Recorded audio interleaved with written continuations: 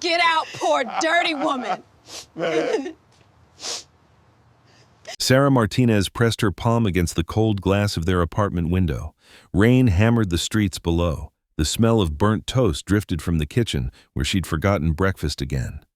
Her fingers trembled as she checked her phone. March 15th, their 5th anniversary. David's gonna love the surprise dinner, she whispered to herself. The apartment door slammed open. David Martinez stormed in, tie loosened, briefcase hitting the floor with a thud that made Sarah jump. His cologne mixed with cigarette smoke. He never smoked. "Hey, baby, happy... We need to talk." His voice cut through the air like broken glass. Sarah's stomach dropped. She tasted metal in her mouth. "What's wrong?" David threw his jacket on the couch. It slid off, crumpling on the floor. "I got the promotion, senior VP, corner office. $600,000 a year." Sarah's face lit up. "Oh my God, David, that's amazing. We should celebrate. There's a condition." The room felt smaller. Sarah noticed a coffee stain on his white shirt. Fresh, not from this morning. "What condition?" David walked to the window, avoiding her eyes. "The partners. They expect a certain image.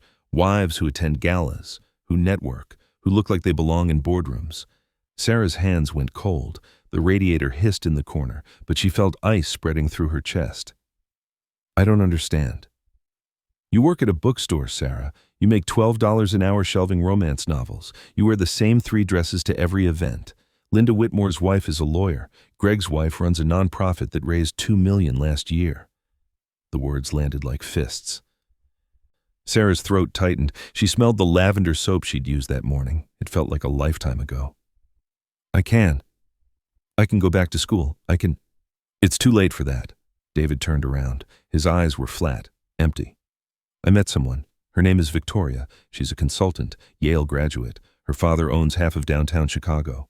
Sarah's knees almost gave out. She grabbed the back of a chair. The fabric felt rough under her fingers. What are you saying?"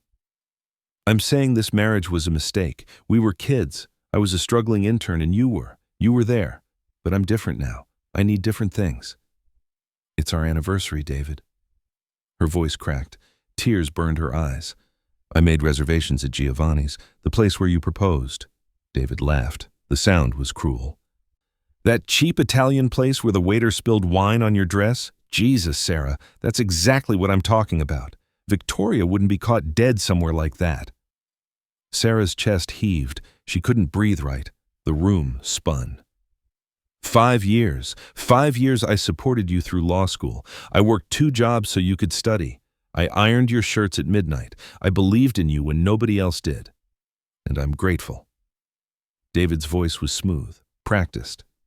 "Which is why I'm giving you the apartment. 3 months rent paid. That's generous." "Generous?" Sarah's voice rose. Heat flushed her cheeks. "You're throwing away our marriage and you think 3 months rent is generous?" David picked up his briefcase. "Papers will be served tomorrow. My lawyer says it'll be clean. No fault divorce. We split what little we have. You keep your books. I keep my career." "There's someone else already." Sarah's voice went quiet, deadly quiet. "How long? Does it matter?" "How long?" David sighed like she was boring him. 6 months. Met her at the partners' retreat in Aspen. 6 months. Sarah counted backwards. Halloween, Thanksgiving, Christmas morning when she'd given him a watch she'd saved 8 months to buy. He'd smiled, kissed her, made love to her while another woman's name was probably in his phone. "Get out." "Sarah, get out of my apartment, now." David straightened his tie. "Technically, it's our apartment for 3 more." Sarah grabbed a coffee mug from the side table. Heavy ceramic. She hurled it at the wall next to his head. It shattered. Brown liquid dripped down the white paint. The crash echoed. David's face went red. "You're insane." "This is exactly why." "Get out." He left. The door slammed. The sound rattled picture frames on the wall, photos of them smiling, lying. She ripped them down one by one. Glass cracked under her feet. She didn't care. Sarah collapsed on the couch. The cushions smelled like his aftershave. She screamed into a pillow until her throat was raw. Her phone buzzed. Text from her mother. Mija, did you tell him yet about Abuela's estate? The lawyer called again. Sarah stared at the message. Her grandmother had died 3 months ago. The reading of the will was scheduled for next week. She hadn't told David. Abuela had always said, keep some things private until you're sure. Another text. He said it's important, something about $300 million in holdings, investments your grandfather made. I don't understand these things. Call me. Sarah's hands shook so hard she dropped the phone. It clattered on the hardwood floor. The screen cracked. Fitting. $300 million. David had just divorced an heiress, and he had no idea. Sarah's alarm screamed at 6 a.m. She slammed it off. Her eyes felt swollen. The pillowcase was damp from crying. Morning light cut through the blinds, striping her bedroom in gold and shadow. She dragged herself to the bathroom. The mirror showed a stranger. Red eyes, tangled hair, a purple bruise on her hip where she'd bumped into the counter last night during her breakdown. The shower water hit her skin too hot. She didn't adjust it. Let it burn. She deserved it. 5 years of her life. Gone. Erased. Replaced by some Yale consultant with a rich daddy. Downtown Chicago rushed past her bus window. People in suits. People with purpose. She wore jeans and a sweater that had a small hole near the hem. Nobody noticed her. Nobody ever did. The bookstore smelled like old paper and vanilla candles. Her manager, Rita, looked up from the register. Girl, you look like death. Thanks, Rita.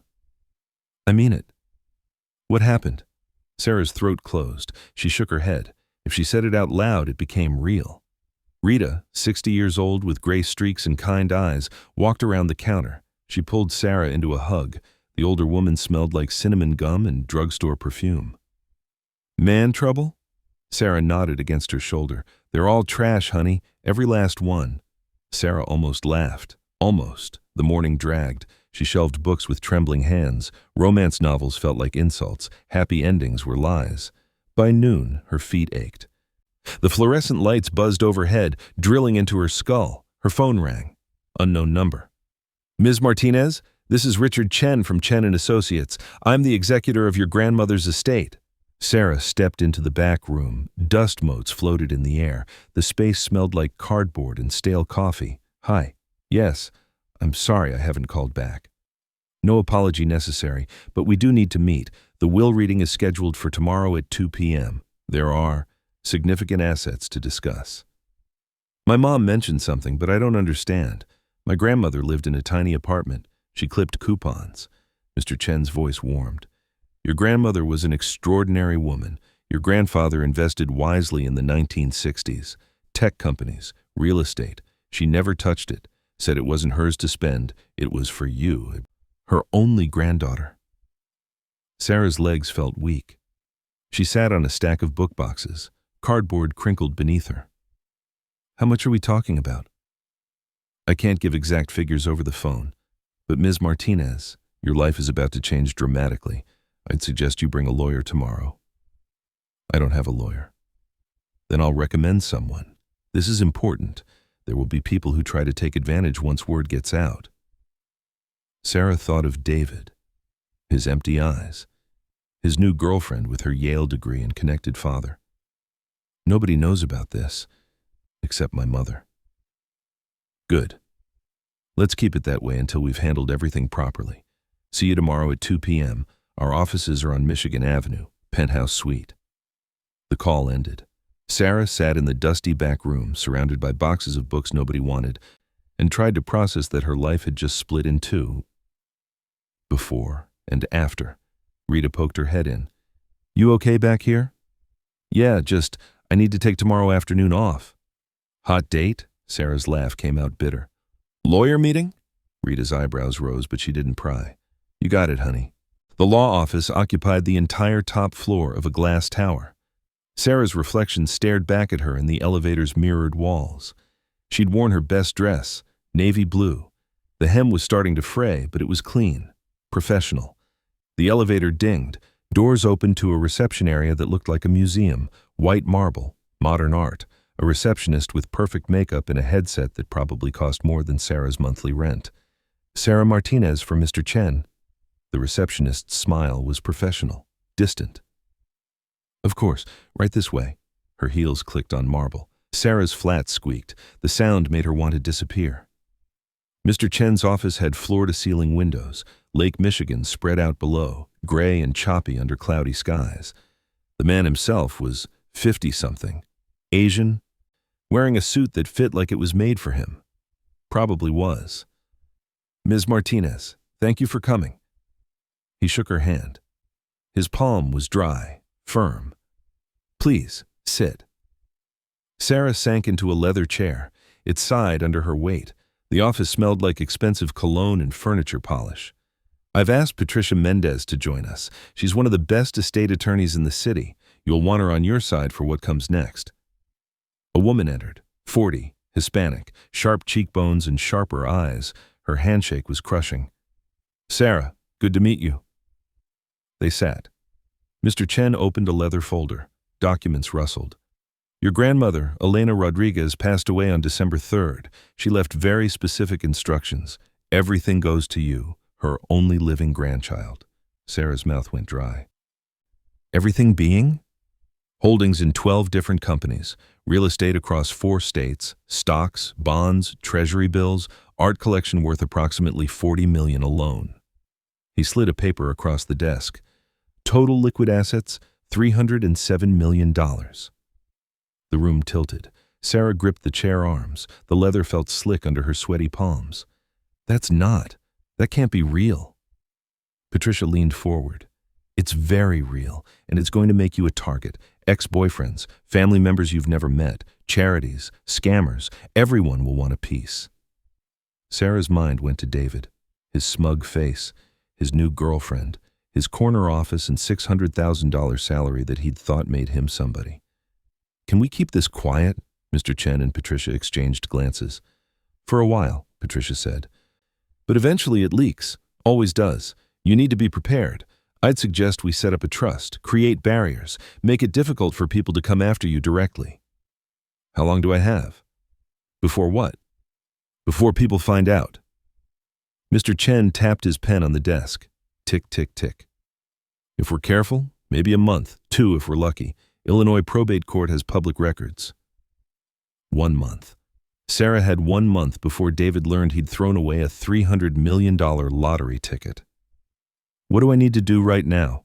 Patricia pulled out her own folder. "Sign these papers. We'll establish the trust immediately. Transfer assets, set up accounts. You'll need a financial advisor, a good one. I have recommendations." The next 2 hours were a blur of signatures, documents, legal terms Sarah barely understood. Her hand cramped. The pen felt heavy. When it was done, Mr. Chen smiled. "Congratulations, Ms. Martinez. You're officially one of the wealthiest women in Chicago." Sarah stood. Her legs shook. "I don't feel wealthy. I feel terrified." Patricia walked her to the elevator.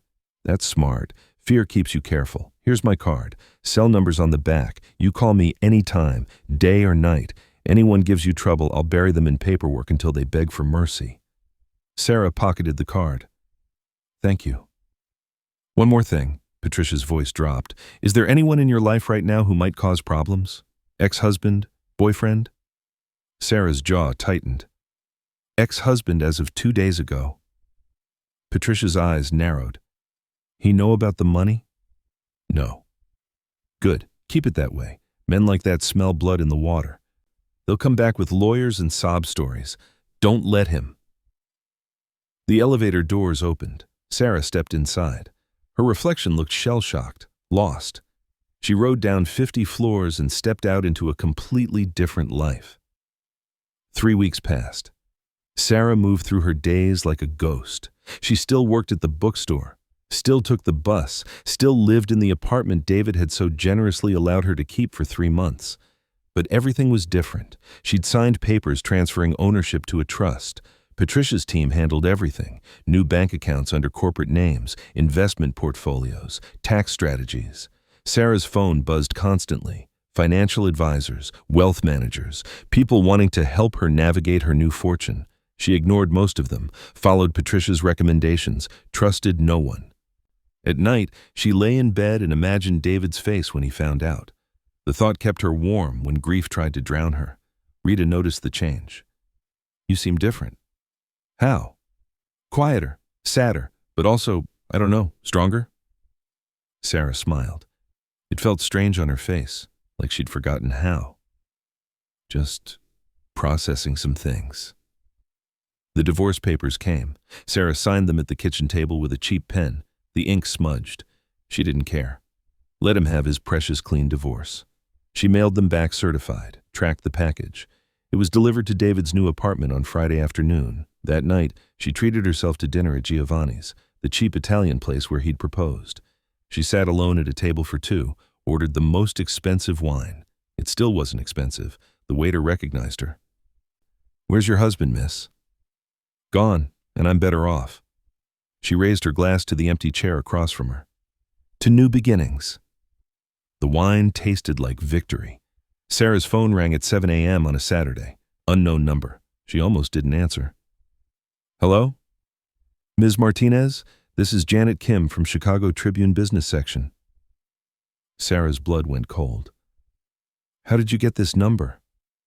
"Public records from your grandmother's estate. I'm doing a story on hidden wealth in Chicago. Your inheritance is substantial. I'd love to get your side of things before we publish." No comment. "Ms. Martinez, the story runs Monday, whether you talk to me or not. This is your chance to—" Sarah hung up. Her hands shook so hard she dropped the phone. It bounced on the carpet. She called Patricia. Voicemail, Saturday morning. Lawyers didn't work weekends. But Patricia called back in 10 minutes. "Sarah, what's wrong?" "Reporter called, Tribune. She knows." Patricia swore. Sarah had never heard her swear before. "How much does she know?" "My grandmother's estate. The amount. She said the story runs Monday." Okay, listen to me. This was going to happen. We knew it would. You stay calm. Don't answer calls from numbers you don't know. Don't talk to any reporters. Let me handle this. David will see it." Silence on the line. "Yeah," Patricia said finally. "He will. You ready for that?" Sarah thought about the last 5 years. Late nights when she'd worked double shifts so he could study. The way he'd kissed her goodbye that last morning, knowing he was leaving. The casual cruelty of replacing her like worn-out furniture. "I'm ready." "Good. Because men like him, they come back. And they bring lawyers." Monday morning, Sarah's phone exploded. Texts, calls, voicemails. She turned it off, went to work anyway. Rita met her at the door, newspaper in hand. "Girl, you've been holding out on me." The headline screamed, "Bookstore clerk inherits $307 million fortune." Sarah's photo was beneath it. An old one from Facebook. She looked young, happy, stupid. The article detailed everything: her grandmother's investments, the probate filing, the trust. And buried in the 7th paragraph, Ms. Martinez recently divorced from attorney David Martinez, who declined to comment for this story. "He doesn't know yet," Sarah said quietly. "Oh, he's about to." David's office had glass walls. Everyone could see him. That was the point. The corner office, the view, the visible power. He was on a call with a client when his assistant knocked. She never interrupted. He held up a finger. 1 minute. She knocked again, harder. Her face was pale. David muted the call. "What?" "Sir, you need to see this." She handed him her phone. Chicago Tribune website. He read the headline once, twice, 3 times. The phone slipped from his hand, clattered on his desk. "David?" The client's voice on speaker, tinny, distant. "You there?" He unmuted. "I'll call you back." He hung up before they could respond. $307 million. Sarah. His Sarah, who couldn't afford a decent dress, who worked at a bookstore for minimum wage, who he'd thrown away like trash. His office door opened. Marcus Webb, senior partner, walked in without knocking. The old man's face was carved from stone. "David, conference room." "Now." The conference room was full. Partners, associates, people who mattered. They all stared at him as he entered. The room smelled like leather and judgment. Marcus didn't sit. "Care to explain why you failed to disclose your wife's assets during your divorce proceedings?" David's throat went dry. "I didn't know. We just finalized last week. I had no idea." "Your ex-wife is worth $1/3 billion and you had no idea?" Another partner, Linda Whitmore, her voice dripped skepticism. "That's remarkably convenient." "It's true. Her grandmother just died. The will was read after we separated. After you left her for Victoria Ashford. Marcus's voice could have frozen water. The daughter of our biggest client. David's stomach dropped. That's not... Save it! Marcus slid a folder across the table. Victoria's father called me this morning. He's very concerned about the optics. His daughter involved with a man who divorced a woman days before she became one of the richest people in Chicago. It looks opportunistic. I didn't know. Doesn't matter what you knew. Matters what it looks like, and it looks like you're either an idiot or a bastard, probably both. Linda leaned forward. Her perfume was expensive, choking. The promotion is on hold. David felt the floor fall away. What? Until this blows over. If it blows over, we can't have this kind of publicity. The firm's reputation is, I've worked here for 8 years. I earned that promotion. Marcus stood. You earned it when you had the right wife. Now you have the wrong one. Figure it out. They left him alone in the conference room. The glass walls showed everyone watching. Whispering, judging. His phone buzzed. Text from Victoria. We need to talk. Daddy's upset. Then another. From his mother. I saw the news. Are you insane? You divorced a millionaire? Then another. Unknown number. Hey man, it's Jake from college. Congrats on the ex-wife's inheritance. Maybe she'll share? LOL. Let's grab drinks. David threw his phone across the room. It hit the glass wall. Didn't break. Nothing broke. Everything just bent, warped, turned into something he didn't recognize. He'd thrown away $300 million. For what? A corner office that was now on hold. A girlfriend whose father was concerned about optics. He grabbed his coat and left. People scattered as he stormed through the office. Nobody met his eyes. Outside, Chicago wind cut through his expensive suit. He stood on the sidewalk and tried to breathe. He needed to see Sarah, needed to explain, needed to fix this. He pulled out his phone, cracked screen from the throw. He didn't care. He dialed her number, straight to voicemail. Sarah, it's me. We need to talk, please. Just call me back. He hung up, dialed again, voicemail, again, voicemail. 47 times he called that day. She never answered. Sarah sat in her apartment, phone off, and watched the sunset over Chicago. The sky bled orange and purple. Beautiful, indifferent. Rita had given her the week off. Go process, girl. Come back when you're ready. There was a knock at her door. Sarah froze. It came again, louder. Sarah, I know you're in there, please. We need to talk. David's voice, desperate, raw. She walked to the door, put her hand on it. She could feel him on the other side, like a ghost she couldn't exorcise. Go away, David. Baby, please, let me explain. You explained everything 3 weeks ago, remember? I'm not good enough for your corner office. I'm an embarrassment. I made a mistake. I was stupid. I was wrong. Sarah laughed. It echoed in the empty apartment. You were wrong, or you're broke. Silence. That's what I thought. Go back to Victoria. Go back to your life. You don't get to pick me up now that I'm suddenly worth something. It's not about the money. Isn't it? Sarah's voice went cold, hard. You left me because I worked at a bookstore, because I wore cheap dresses, because I wasn't impressive enough for your partners. Now I'm worth more than all of them combined and suddenly you want to talk? I loved you. Past tense. You said it yourself, that marriage was a mistake. We're done, David. Sign the papers. Move on. The papers are already signed. The divorce is final. Sarah smiled on her side of the door. I know. Congratulations on your freedom. She walked away. His fists pounded the door behind her. Sarah, please, I'm begging you. She turned on music, classical, loud enough to drown him out. He knocked for 20 minutes, then stopped. She heard his footsteps retreat down the hallway, heard the elevator ding, gone. Sarah turned off the music. Silence rushed in, thick, complete. She poured herself wine. Cheap stuff from the corner store. It tasted like victory and ashes. The story went viral. Bookstore heiress dumps gold-digging ex-husband, screamed across social media. Except Sarah hadn't dumped him. Details didn't matter. The narrative was too good. Memes started circulating. David's face photoshopped onto crying Jordan. Sarah as the don't know her Mariah Carey gif. David's office phone rang constantly. Reporters, people he hadn't spoken to in years. Everyone wanting a comment, a piece. Victoria broke up with him over text. Daddy says this is bad for business. Sorry, you understand. He didn't understand anything anymore. He sat in his apartment, not the corner one he'd planned on, a studio in a worse neighborhood, cheaper. The promotion had been officially pulled. The partners suggested he explore other opportunities. He'd been fired, politely, with severance, but fired. His phone buzzed. His mother. Are you coming to Sunday dinner? Not this week, Mom. Because of the Sarah thing? Yeah. Because of the Sarah thing. You're an idiot, David. That girl loved you. She would have walked through fire for you. I know. Do you? Because you threw her away like garbage, and now you want her back because she's rich. That's not love. That's greed. It's not like that. I miss her. I made a mistake. Mistakes are forgetting to buy milk. This was cruelty. You don't come back from cruelty with sorry. She hung up.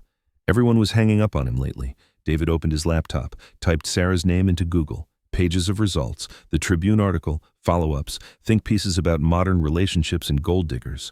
One headline caught his eye. Mystery heiress spotted at charity gala. He clicked. Photos loaded. Sarah in a dress that probably cost more than his car. Emerald green, hair done professionally. She was smiling, really smiling, the kind of smile she used to give him before he killed it. Next to her was a man, tall, distinguished. Gray at the temples, older, successful-looking. The caption, Martinez seen with tech entrepreneur James Chen, CEO of Quantum Solutions. Sources say they met through her estate attorney.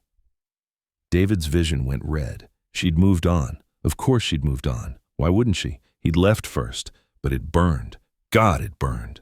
He slammed the laptop shut, paced his tiny apartment, 3 steps to the window, 3 steps back. He'd lost everything. Job, girlfriend, wife, future. All because he'd been too stupid to see what he had. His phone buzzed, text from an unknown number. Hey David, remember me? Tim from law school, saw you're available. My firm's hiring, lower pay than big corporate, but honest work. Let me know if you're interested. Lower pay, honest work. Everything he'd run from when he chose Victoria and corner offices over Sarah and love. He didn't answer.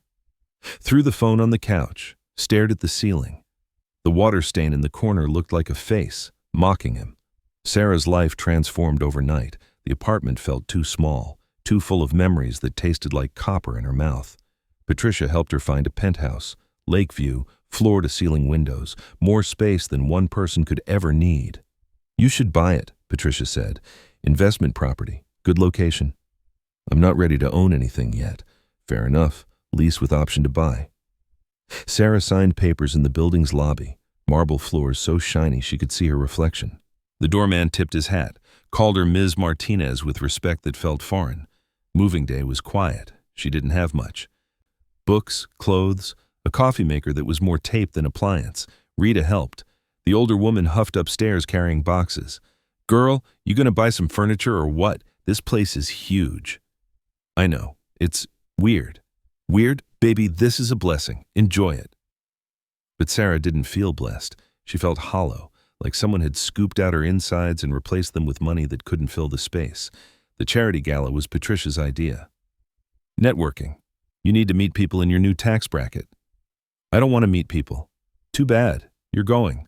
I already bought tickets. Black tie, Saturday night. Sarah hired a stylist. The woman came to the penthouse with racks of dresses. Each one cost more than Sarah used to make in a month. This one. The stylist held up emerald green. Trust me. Sarah tried it on. The mirror showed a stranger. Someone polished, put together, rich. I don't look like me. You look like who you're becoming. Big difference. The gala was at the Drake Hotel. Chandeliers dripped crystal. Women in diamonds, men in tuxedos.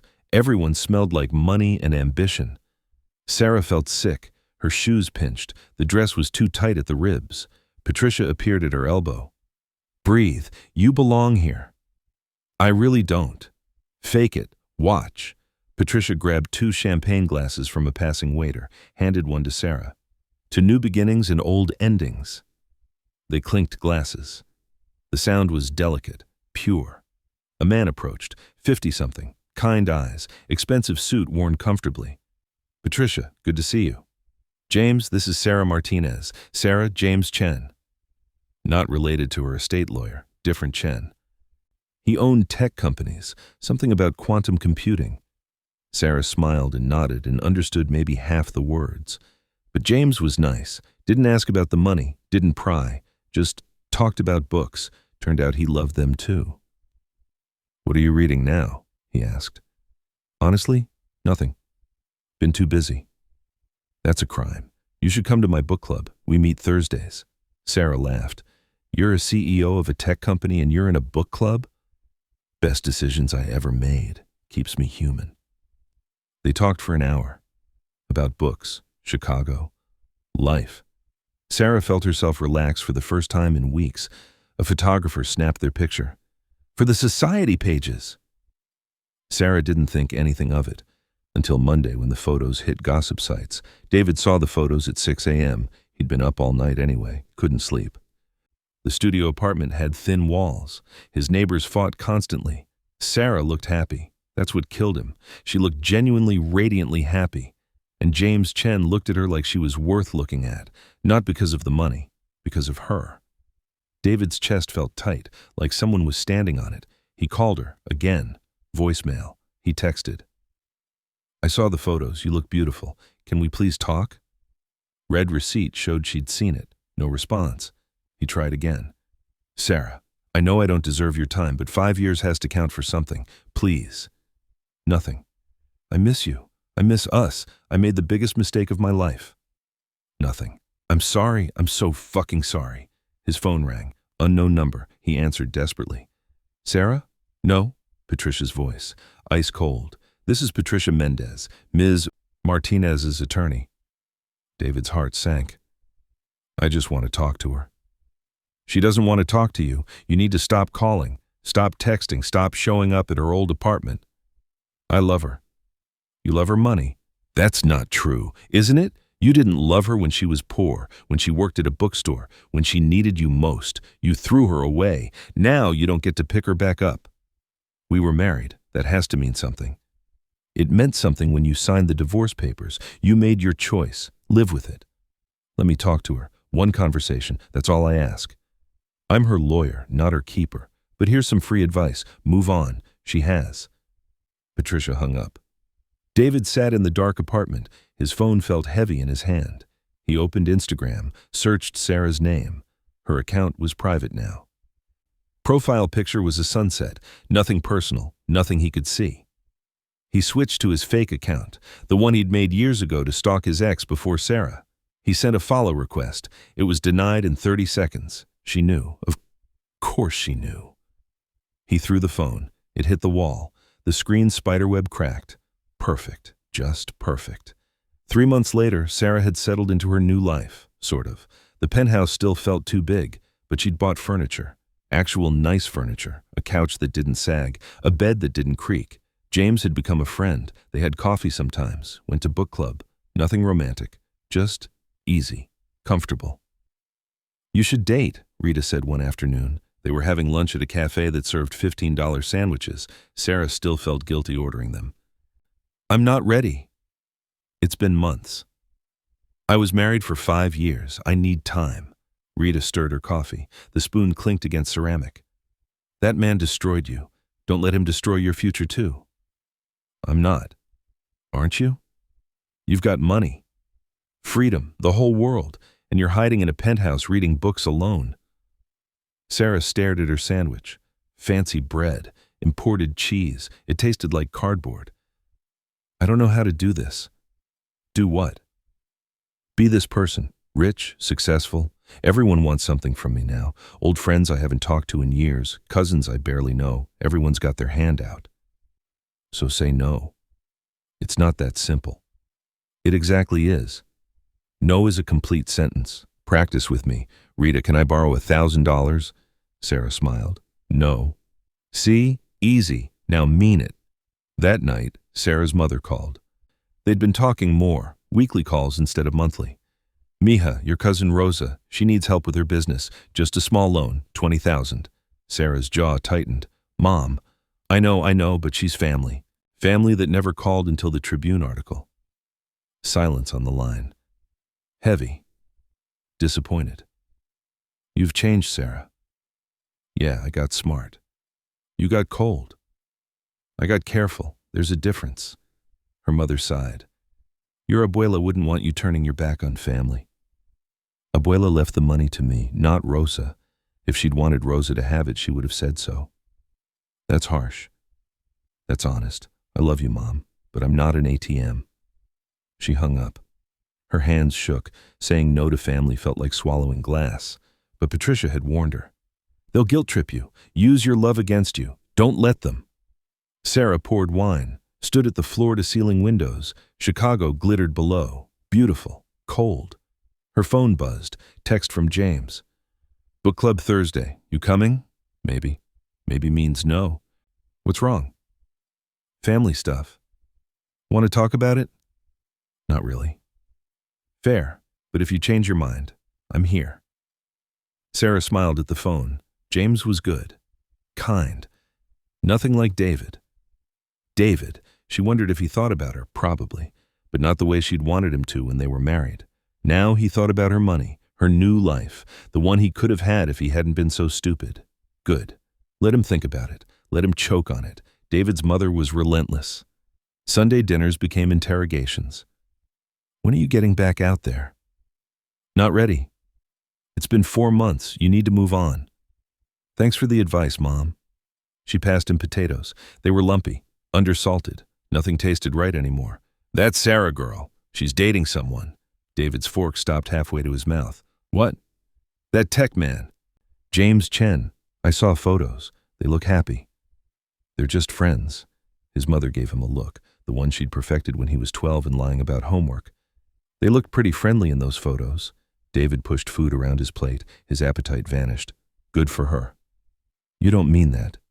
I don't, but what am I supposed to do? She won't talk to me. Her lawyer threatened me with a restraining order. Maybe that's your answer. Maybe she's done. 5 years, Mom. 5 years doesn't just disappear. It does when you kill it. His mother's voice softened. Baby, I love you, but you broke that girl's heart. You don't get to be mad that she glued the pieces back together without you. David left early. Couldn't stomach the pity in his mother's eyes. He drove past Sarah's old apartment. New curtains in the windows. Someone else lived there now. He drove past the bookstore. It was closed. Sunday hours. He ended up at Giovanni's, the cheap Italian place. Their place. A hostess greeted him. Young, cheerful. Table for one? The question hurt. Yeah, table for one. He sat where he'd proposed. 5 years ago. The table was wobbly. The menu had spaghetti sauce stains. He'd thought this place was beneath him. Embarrassing. Not good enough. Now it was the only place that felt like home. The waiter brought water. You look familiar.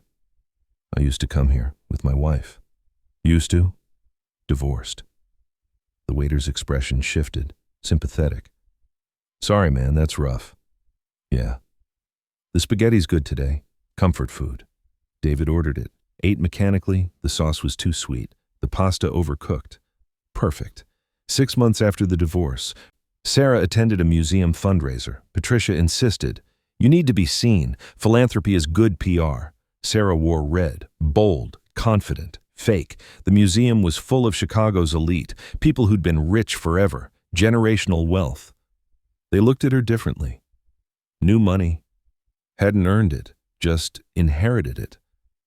Sarah held her champagne and smiled and hated every second. James appeared at her elbow. You look miserable. Is it that obvious? Only to people who actually look at you. They walked through exhibits. Modern art that Sarah didn't understand. Splashes of color that supposedly meant something profound. You ever regret it? James asked. Regret what? The money. Would you rather have your old life back?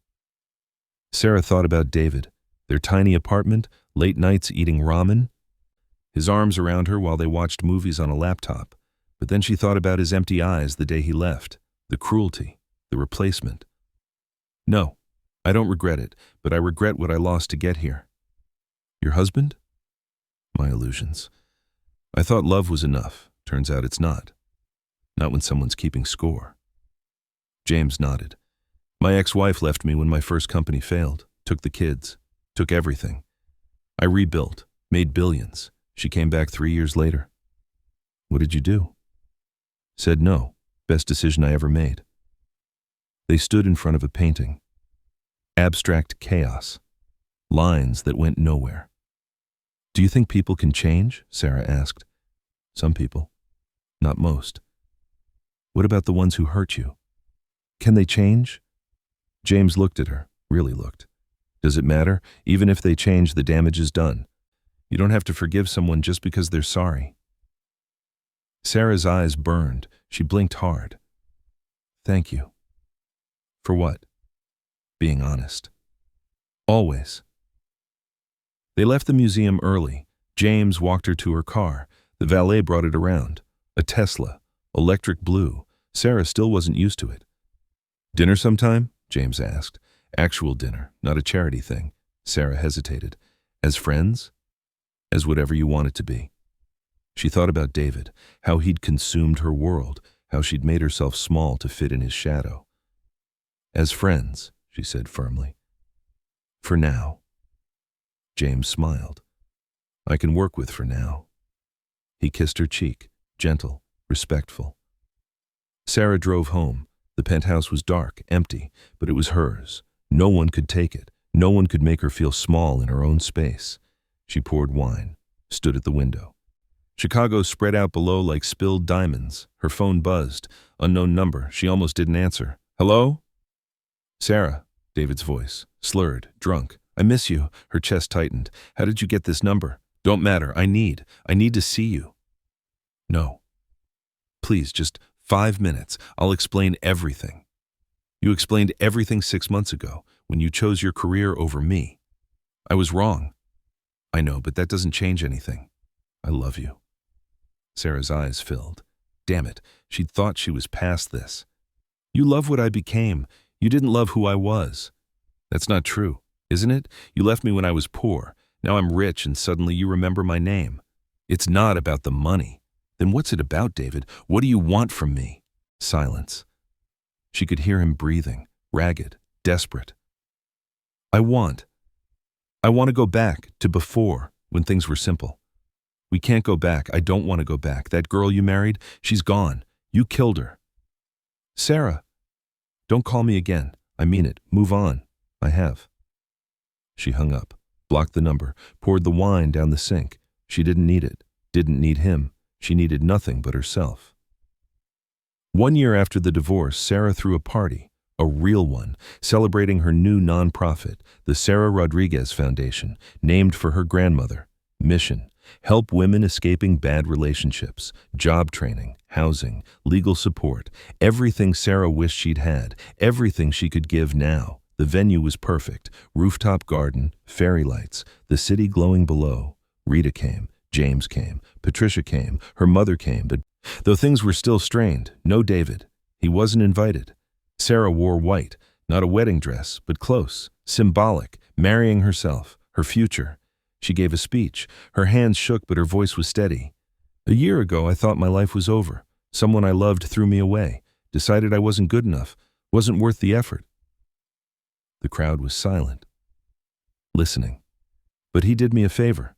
He showed me I didn't need him, didn't need anyone's permission to be valuable. I was always valuable.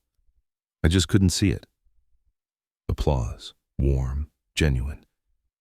This foundation is for every woman who's been told she's not enough. You are. You always were, and I'm here to help you see it. More applause. People stood. Sarah's eyes burned. James approached after, handed her champagne. Hell of a speech. Thanks, I meant every word. I know. That's why it worked. They clinked glasses. The sound was crystalline. Perfect. So, James said carefully, we've been friends for a year now. We have. And I've been very patient, Sarah smiled. You have.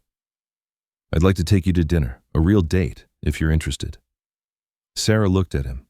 Really looked. James was kind, successful, stable, nothing like David. I'm interested, she said. Very interested. They kissed. Soft, sweet, the city lights sparkled around them. For the first time in a year, Sarah felt something close to happy. Not because of a man, but because she'd chosen herself first. And that made all the difference. David read about the foundation online, saw the photos of Sarah's party. Her speech had been transcribed, posted everywhere. Someone I loved threw me away. The words gutted him. He sat in his apartment, still the studio, still cheap, still alone. His career had recovered, sort of. He was at a smaller firm now, lower pay, less prestige, but steady. Victoria had married some hedge fund manager. He'd seen the announcement, didn't care. His mother called weekly, asking when he'd date. He didn't have an answer. There'd been women, a few. Nothing serious, nothing that lasted. They all felt wrong, like wearing someone else's clothes. He opened his laptop, typed Sarah's name, hit enter, pages of results, the foundation, charity galas, that goddamn photo of her and James Chen kissing. It had been taken at her party, posted on every gossip site. Bookstore heiress finds love with tech billionaire. The headline made him want to break things, but he didn't. Just closed the laptop, sat in the dark. The water stain on the ceiling had grown. It definitely looked like a face now, definitely mocking him. His phone buzzed, text from his mother. Sunday dinner, don't skip. He went. Because what else was there? His mother made pot roast. It was dry. He ate it anyway. You look thin, she said. I'm fine. You're not fine. You haven't been fine in a year. I made my bed, Mom. Now I'm sleeping in it. She sighed, put down her fork. You know what your problem is? I'm sure you'll tell me. You're waiting for permission to move on. Like Sarah has to forgive you before you can live your life. She doesn't. She's moved on. You should too. I don't know how. Same way she did. One day at a time. Let go of what you can't change. Focus on what you can. David stared at his plate. The pot roast looked like regret, tasted like it too. What if I can't? Then you waste the rest of your life. Is that what you want? No. But he didn't know what he wanted anymore. 2 years after the divorce, Sarah's foundation had helped 300 women. Real lives changed. She'd opened 2 shelters, funded job training programs, partnered with law firms for free legal representation. Patricia's firm was one of them. Sarah's relationship with James was good, solid. They'd moved in together, not married. Neither wanted to rush. They traveled. Tokyo, Paris, Rome. Sarah saw the world she'd only read about in books. But sometimes, late at night, she thought about David, wondered if he was okay, hated that she wondered. James noticed. You're quiet tonight. They were in bed. His penthouse this time, even bigger than hers. Just thinking. About? My ex. James didn't tense, didn't pull away. What about him? I wonder if he's okay, if he's happy, if he found what he was looking for. Does it matter? It shouldn't. But part of me still cares, not romantically, just humanly. James kissed her forehead. That's called healing. You can care about someone's well-being without wanting them back. How very therapist of you. He laughed. 3 years of counseling after my divorce. Money well spent. Sarah rolled over, looked at him. Do you think about your ex? Sometimes. Hope she's happy. Hope she learned whatever she needed to learn, but I don't want her back, not even a little. How did you get there? Time. Acceptance. Realizing she did me a favor. If she hadn't left, I never would have built my company. Never would have become who I am now. So suffering makes us better? No. How we respond to suffering makes us better. We choose whether we grow or shrink. Sarah kissed him, deep, grateful. Thank you. For what? Being you, not trying to fix me, just being here. Always. They made love, slow, connected. Sarah felt present, whole. David was a memory now, not a wound. She was healing, finally. 3 years after the divorce, David met someone. Her name was Claire. She was a public defender, made $40,000 a year, drove a beat-up Honda, wore sensible shoes. She was nothing like Sarah, nothing like Victoria. She was perfect. They met at a coffee shop. She'd spilled her drink. He'd helped her clean up. They'd talked for 3 hours. 777. She didn't know who Sarah was, didn't care about the Tribune article, didn't follow gossip sites. She just liked him. David, not his job, not his potential, just him. 6 months in, he told her about Sarah, everything, the marriage, the betrayal, the divorce, the inheritance. Claire listened, didn't judge. "You were an asshole," she said finally. "I know. But you learned. That's what matters." "Did I, though? Because I still think about her, still wonder what if." Claire took his hand. Her fingers were warm, calloused from rock climbing. "Of course you do. First love never really leaves, but it doesn't have to define you. You get to choose what kind of man you are now." "What if I make the same mistakes?" "Then I'll leave, and you'll deserve it. But I don't think you will." She was right.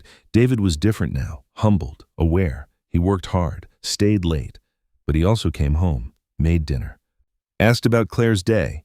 He didn't take her for granted, didn't look for something better, because he'd learned the hard way. Better doesn't exist, only different, and different isn't always good.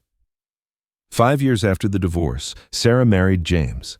Small ceremony, beach in Mexico, close friends and family only. Rita cried. Patricia gave a speech about prenups being the foundation of good marriages. Everyone laughed. Sarah's mother came. They'd rebuilt, slowly, trust by trust. David wasn't there, wasn't invited, wasn't thought about. He was truly the past now. Sarah wore white, real white, not symbolic, just beautiful. James cried when he saw her. "You're stunning." "You're biased." "I'm lucky."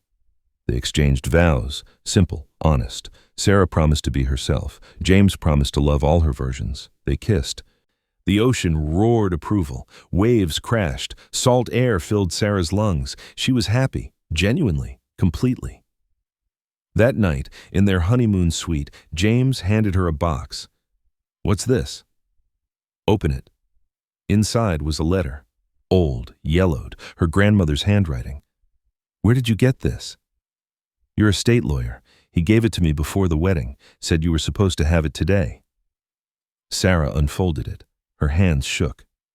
"Mi nieta, if you're reading this, you've married someone good, someone who sees you. I'm proud of you. Money changes people, tests them, shows their truth. You've been tested, you've passed. The man before this one failed. Let him go.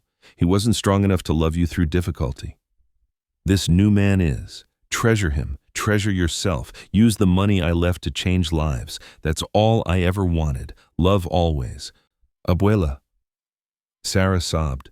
James held her. She cried into his shoulder. Happy tears, sad tears, grateful tears. "She knew," Sarah whispered. "She knew someone would fail me. She knew I'd survive." Wise woman. The best. They made love that night with ocean sounds filling the room. Sarah felt complete, whole.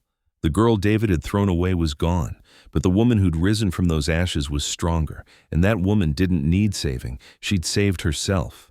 10 years after the divorce, David and Claire had 2 kids, a house in the suburbs, a dog named Murphy.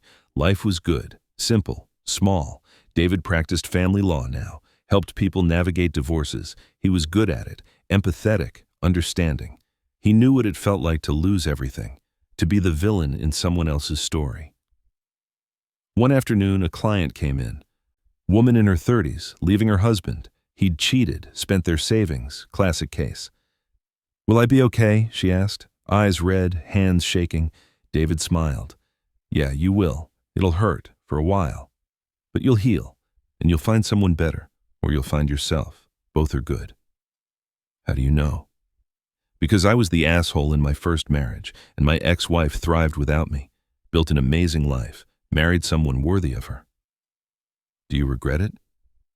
David thought about Sarah, her smile, her strength, the life she'd built.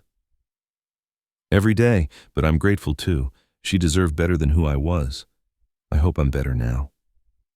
The woman left, hopeful, strong. David closed his office, drove home. Claire was making dinner. The kids fought over a toy. Murphy barked. It was chaos. It was perfect. His phone buzzed. News alert. "Sarah Rodriguez Chen Foundation opens 10th shelter." David clicked. Photos loaded. Sarah cutting a ribbon. James beside her, gray at the temples now, dignified, happy. Sarah looked exactly the same, still beautiful, still glowing. David smiled, closed the app. He hoped she was happy, truly, because she'd earned it, and he'd learned from losing her. The greatest gift she'd ever given him was leaving. He just wished it hadn't taken destroying her to teach him how to be human. 15 years after the divorce, Sarah stood at a podium, TED Talk, red circle stage. My husband divorced me on our anniversary, told me I wasn't good enough for his career. 3 weeks later, I inherited $300 million. Gasps from the audience, always gasps. People think that's the revenge story. Rich woman shows ex-husband what he lost. But that's not the story at all. Sarah paused. The silence was thick. The story is what happened after. How I rebuilt myself, how I learned my worth wasn't in bank accounts or relationships, it was in me. Always was. Applause, growing, thunderous. I could have spent that money on yachts, mansions, making my ex-husband suffer, but I chose different. I chose to help women who needed what I needed, someone who believed they were valuable. The screen behind her lit up. Photos, women's faces, hundreds of them. These women left abusers, left manipulators, left people who told them they weren't enough, and now they're thriving. They're business owners, lawyers, teachers, mothers, survivors. Sarah's voice cracked. That's my revenge, not making my ex-husband suffer, but proving he was wrong. I was always enough. We all are. Standing ovation. Sarah's eyes filled. James was in the front row, crying, proud, after reporters swarmed. What would you say to your ex-husband if you saw him today? Sarah thought, really thought. Thank you. For showing me what I didn't want, for forcing me to choose myself, for being exactly who you were so I could become who I am. Would you forgive him? I already have. Forgiveness isn't for him, it's for me. I refuse to carry hate, it's too heavy, and I've got better things to do. The clip went viral. 40 million views in 3 days. David saw it, watched it alone in his office. She didn't know who Sarah was, didn't care about the Tribune article, didn't follow gossip sites. She just liked him. David, not his job, not his potential, just him. 6 months in, he told her about Sarah. Everything. The marriage, the betrayal, the divorce, the inheritance. Claire listened, didn't judge. You were an asshole, she said finally. I know. But you learned. That's what matters. Did I, though? Because I still think about her, still wonder what if. Claire took his hand. Her fingers were warm, calloused from rock climbing. Of course you do. First love never really leaves, but it doesn't have to define you. You get to choose what kind of man you are now. What if I make the same mistakes? Then I'll leave, and you'll deserve it, but I don't think you will. She was right. David was different now, humbled, aware. He worked hard, stayed late, but he also came home, made dinner, asked about Claire's day. He didn't take her for granted, didn't look for something better, because he'd learned the hard way. Better doesn't exist, only different, and different isn't always good. 5 years after the divorce, Sarah married James. Small ceremony, beach in Mexico, close friends and family only. Rita cried. Patricia gave a speech about prenups being the foundation of good marriages. Everyone laughed. Sarah's mother came. They'd rebuilt, slowly, trust by trust. David wasn't there, wasn't invited, wasn't thought about. He was truly the past now. Sarah wore white, real white, not symbolic, just beautiful. James cried when he saw her. You're stunning. You're biased. I'm lucky. They exchanged vows, simple, honest. Sarah promised to be herself. James promised to love all her versions. They kissed. The ocean roared approval. Waves crashed. Salt air filled Sarah's lungs. She was happy, genuinely, completely. That night, in their honeymoon suite, James handed her a box. What's this? Open it. Inside was a letter. Old, yellowed, her grandmother's handwriting. Where did you get this? Your estate lawyer. He gave it to me before the wedding, said you were supposed to have it today. Sarah unfolded it. Her hands shook. Mi nieta, if you're reading this, you've married someone good, someone who sees you. I'm proud of you. Money changes people, tests them, shows their truth. You've been tested. You've passed. The man before this one failed. Let him go. He wasn't strong enough to love you through difficulty. This new man is. Treasure him. Treasure yourself. Use the money I left to change lives. That's all I ever wanted. Love always, abuela." Sarah sobbed. James held her. She cried into his shoulder. Happy tears, sad tears, grateful tears. "She knew," Sarah whispered. "She knew someone would fail me. She knew I'd survive." Wise woman. The best. They made love that night with ocean sounds filling the room. Sarah felt complete, whole. The girl David had thrown away was gone, but the woman who'd risen from those ashes was stronger. And that woman didn't need saving. She'd saved herself. 10 years after the divorce, David and Claire had 2 kids, a house in the suburbs, a dog named Murphy. Life was good, simple, small. David practiced family law now, helped people navigate divorces. He was good at it, empathetic, understanding. He knew what it felt like to lose everything, to be the villain in someone else's story. One afternoon, a client came in, woman in her 30s, leaving her husband. He'd cheated, spent their savings, classic case. "Will I be okay?" she asked, eyes red, hands shaking. David smiled. "Yeah, you will. It'll hurt for a while, but you'll heal and you'll find someone better, or you'll find yourself. Both are good." "How do you know?"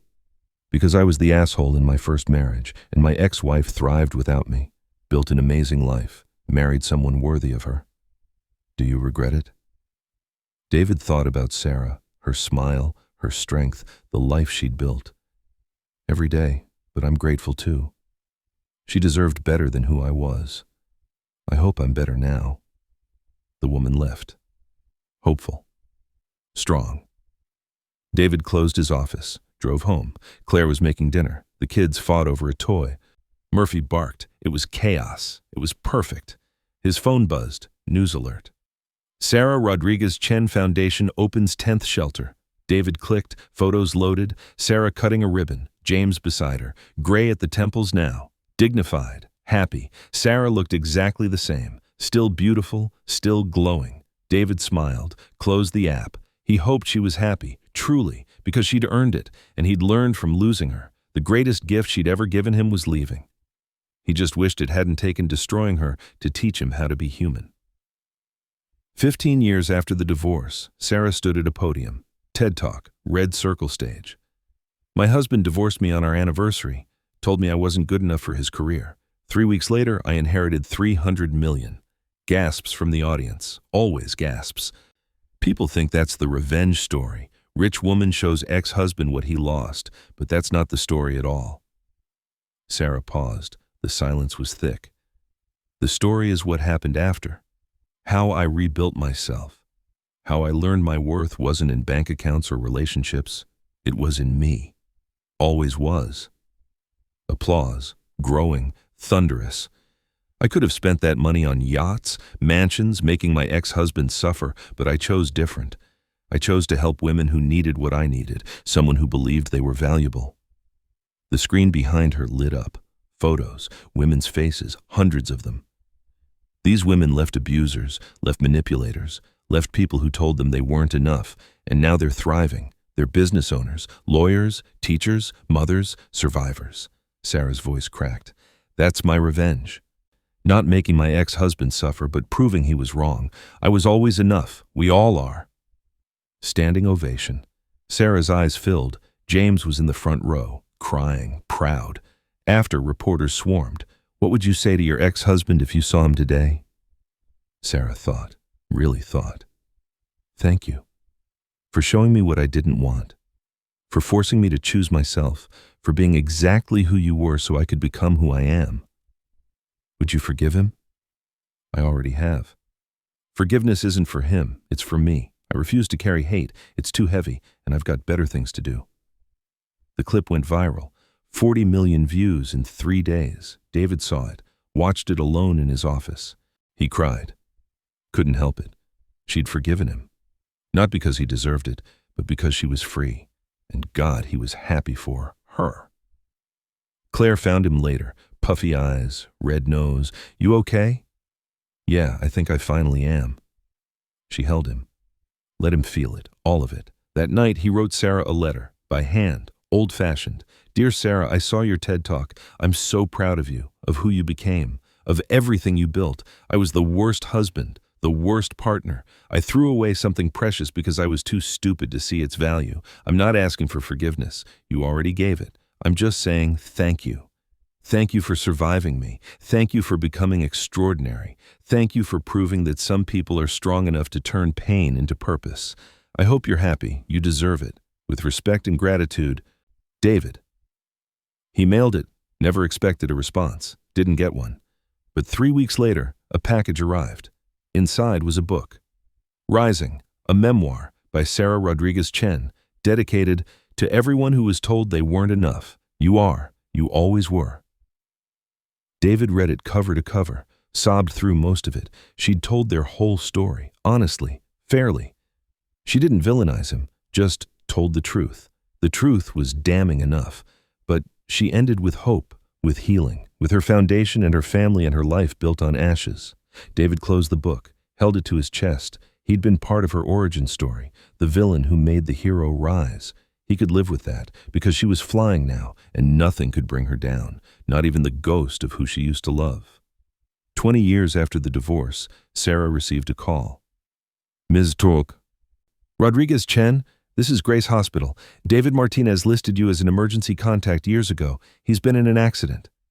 Sarah's heart stopped. Is he okay? He's stable, but he's asking for you. James Drover. No questions, just support. The hospital smelled like antiseptic and fear. David's room was private, small. He looked older, gray hair, lines around his eyes, but still him.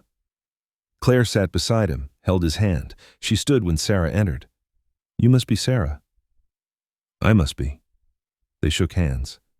Awkward, but kind. I'll give you a minute, Claire said. Left the room.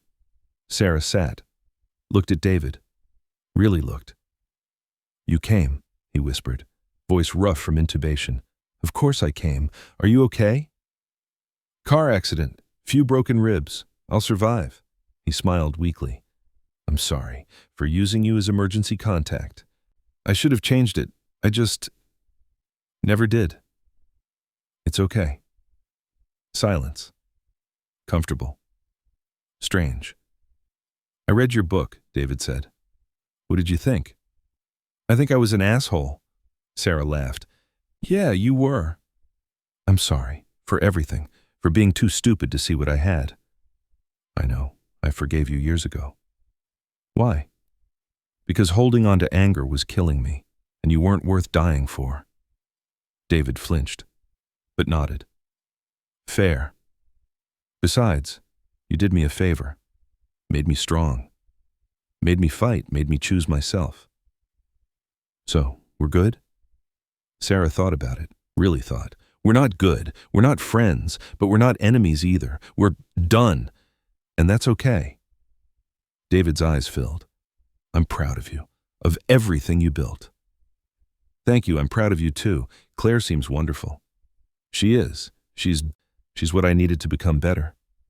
Good, everyone deserves that chance. Sarah stood, touched his hand, brief, final. Take care of yourself, David. You too, Sarah. She left. Claire was in the hallway. Sarah stopped. He's a good man now. I hope you know that. Claire smiled. I do. But he wasn't always. No, he wasn't, but people can change if they want to. Did he hurt you badly? Sarah thought about the girl she'd been, crying on the bathroom floor. Broken. Empty. Yeah, but I healed, and I'm grateful. Pain teaches you who you are, and I like who I became. They hugged. Brief, surprising. Sarah walked to the elevator. James waited. How was it? Closure. Finally. They drove home. Chicago skyline glowed. Sarah's foundation headquarters was lit up, 43rd floor, visible for miles, her legacy, her purpose, her life. Built on ashes of a marriage that failed. But maybe it didn't fail. Maybe it just ended so something better could begin. Sarah looked at James, her husband, her partner, her choice.